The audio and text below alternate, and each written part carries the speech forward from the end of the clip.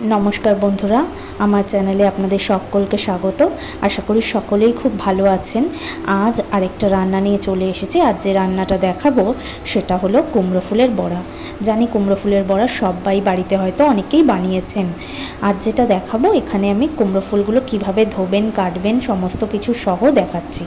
तो एकटु देखते थाकुन। प्रथमेई कुमड़ो फुलगुलोके भालो करे আপনারা পরিষ্কার করার জন্য এই পেছন দিকে যে বৃন্তটা আছে সেটাকে ভালো করে ছাড়িয়ে তারপর কিন্তু কেটে নেবেন কাঁচি দিয়ে বা হাত দিয়েও করতে পারেন। তারপর ভেতরের ওটাকে ফেলে দিতে হবে। তো দেখুন যেভাবে ঠিক ভিডিওতে দেখানো হচ্ছে এই প্রসেসে আপনারা কিন্তু সহজেই কুমড়ো ফুলগুলোকে পরিষ্কার করে নিতে পারেন।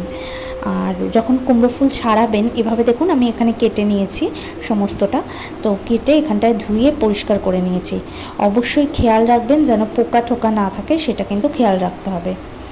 এরপর একটা বোলের মধ্যে বেসন, অল্প চালের গুঁড়ো, লঙ্কার গুঁড়ো, নুন এবং খানিকটা পরিমাণ চিনি আর জল দিয়ে একটা ব্যাটার বানিয়ে নিচ্ছি। আপনারা চাইলে কিন্তু এখানে হলুদ দিতে পারেন, আমি হলুদ অ্যাড করিনি। এরপর এটা টেক্সচারটা দেখুন, ব্যাটারটা ঠিক এরকম দেখতে হবে। এরকম একটা ব্যাটার আপনারা বানিয়ে নেবেন।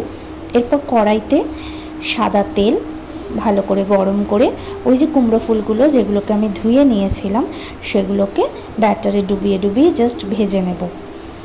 আর কিছুই না, ব্যাটারে ডুবিয়ে ডুবিয়ে ফুলকো ফুলকো করে একদম ভেজে নিলেই আমার কিন্তু কুমড়ো ফুলের বড়া রেডি।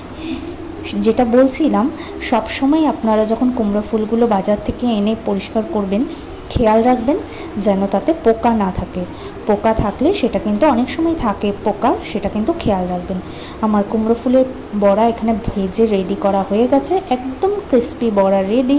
তো এভাবে আপনারাও বানিয়ে নেবেন বাড়িতে আর জানাবেন কেমন লাগলো আমার ভিডিওটা।